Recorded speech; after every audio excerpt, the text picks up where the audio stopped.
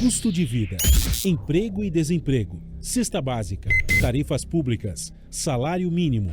Agora, na Brasil Atual, a análise do DIEESE. E nós vamos conversar agora com o supervisor do escritório do DIEESE em São Paulo, Vitor Pagani. Bom dia, Vitor. Bom dia, Glauco. Vitor, os ministros do Supremo Tribunal Federal, André Mendonça e Nunes Marques, divergiram ali do que vinha sendo votado até então e votaram pela manutenção do piso salarial da enfermagem neste sábado. O julgamento começou na sexta-feira, no plenário virtual, e está agora com 5-2 para manter os pagamentos do piso salarial que foram suspensos até que sejam feitos cálculos sobre as maneiras de financiar essa nova lei. Como é que você vê essa controvérsia jurídica em torno do piso nacional da enfermagem, Vitor? Bem, Glauco, primeiro é preciso dizer que o piso nacional da enfermagem foi aprovado em lei, né? Foi aprovado também uma PEC, uma emenda constitucional para dar segurança jurídica, né, para a implementação desse piso, né? É uma reivindicação histórica dos profissionais da enfermagem, né? É uma reivindicação de mais de 30 anos, né? E que, durante a tramitação no Congresso Nacional, tanto no Senado, onde foi aprovada por unanimidade, quanto na Câmara dos Deputados, e especialmente na Câmara, foi criado um grupo de trabalho para fazer o estudo, o exame, né, os cálculos dos impactos advindos da implementação dos pisos fixados no projeto de lei, né? Então, esse grupo de trabalho fez as estimativas, né, ouviu o setor empresarial, o empregador, ouviu o setor público, ouviu os representantes dos trabalhadores, né, e no seu relatório, o deputado relator era o Alexandre Padilha, aqui de São Paulo. No relatório foi concluído que o impacto da implementação dos pisos, ele era de 16,3 bilhões, quando a gente considera tanto as empresas privadas, as empresas sem fins lucrativos e as 3 esferas de governo, né, municipal, estadual e federal, e em termos relativos correspondia a apenas 2,02% da massa salarial anual dos estabelecimentos empregadores, né? Então, concluiu também que é um valor que correspondia a 2,7% do PIB da saúde, né? E a 3,65% do orçamento do Ministério da Saúde. Portanto, a gente vê que não é um impacto que inviabilize a aplicação do piso da enfermagem, né? Muito pelo contrário, né? E é bom destacar também, Glauco, que durante a pandemia, né, a área de saúde, né, as empresas da área de saúde foram uma das que mais cresceram, né, na economia.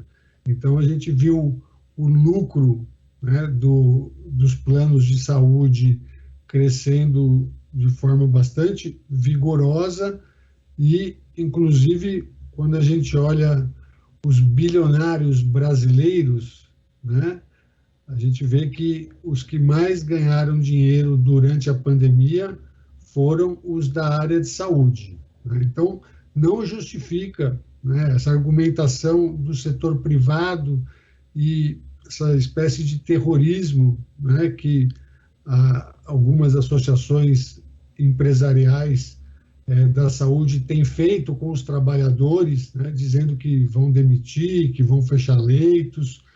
Isso não tem cabimento, né? Inclusive, isso é uma forma de assédio moral coletivo e deve ser denunciada ao Ministério Público do Trabalho e à Justiça do Trabalho.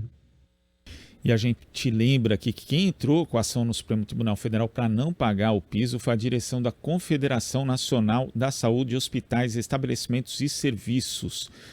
Foi essa entidade que propôs a ação direta de inconstitucionalidade contra o piso, mas apesar de ser uma ação de inconstitucionalidade, a liminar concedida pelo ministro Luiz Roberto Barroso não questiona a constitucionalidade do piso, aponta simplesmente a ausência de fontes de custeio. Agora, Vitor, justamente por conta desse baixo impacto, você acredita que uma solução pode ser chegada ali no próprio Congresso Nacional, ou seja, algum projeto de caráter emergencial que possa indicar quais seriam essas fontes de custeio para o pagamento do piso salarial? Então, Glauco, o Fórum das Entidades da Enfermagem, né, tem trabalhado para isso, né, buscado uma interlocução tanto com o Supremo Tribunal Federal quanto com a Câmara dos Deputados e o Senado Federal, né. A lei aprovada, né, e foi aprovado também uma PEC. Então, para dar um amparo constitucional à aplicação dessa lei, caberia ao governo federal, ao Poder Executivo, ao Ministério da Fazenda, buscar os recursos que garantam a implementação da lei, né? Como o governo é omisso nesse sentido, né, e o governo nunca foi favorável à aprovação desse piso, tanto é assim que o deputado Eduardo Bolsonaro, filho do presidente da República, e o deputado Ricardo Barros, líder do governo na Câmara dos Deputados, votaram contra a aprovação desse piso, a gente vai ter há uma busca, né, de tentar construir isso no Congresso Nacional, né?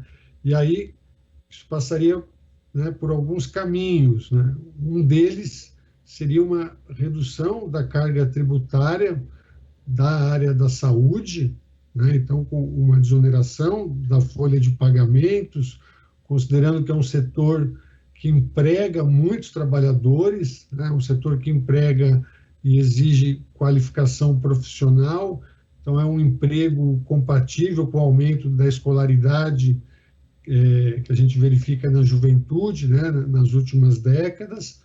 Esse seria uma alternativa, né?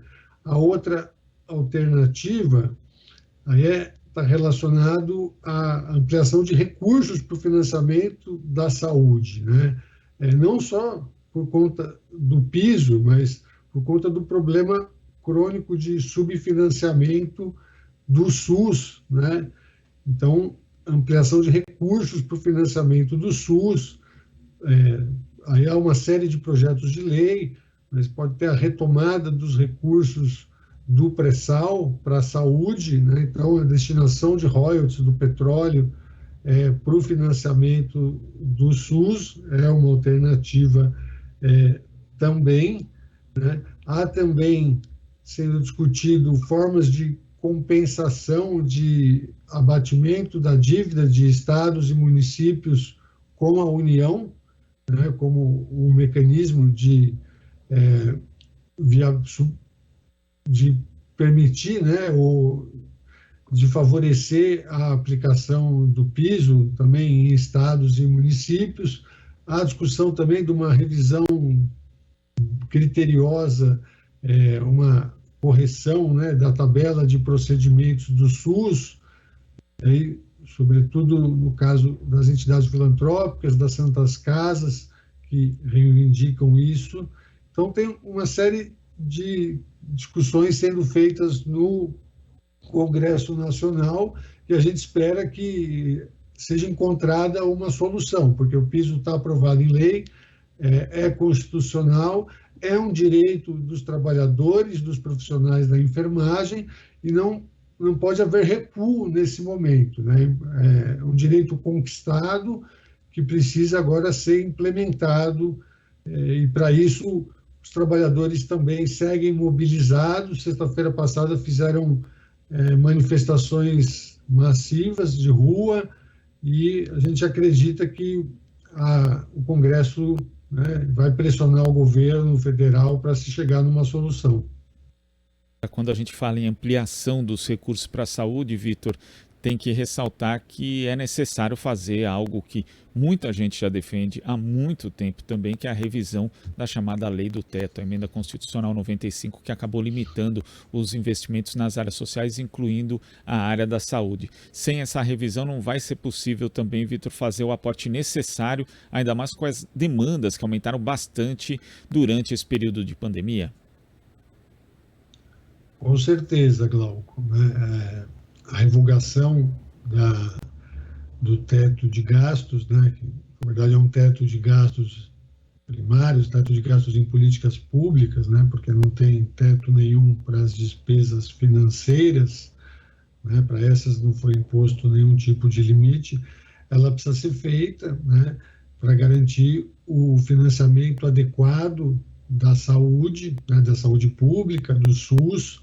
Foi tão importante para que a gente atravessasse esse período de pandemia, né, e que exige mais recursos, né, sobretudo considerando que a gente vive um processo de envelhecimento populacional, né, então há um aumento da longevidade, as pessoas estão vivendo mais e precisam viver e envelhecer de forma ativa, saudável, né, com saúde. E para isso, mais recursos para a saúde pública é fundamental, né? Então, essa questão do financiamento ela já estava colocada, né? Então, o Congresso precisa dar uma resposta e o piso é só mais um elemento, né, que está posto aí, que vai no sentido de valorizar os trabalhadores, né, que fazem o atendimento na ponta, que estão na linha de frente, que se sacrificaram durante a pandemia, muitos adoeceram, muitos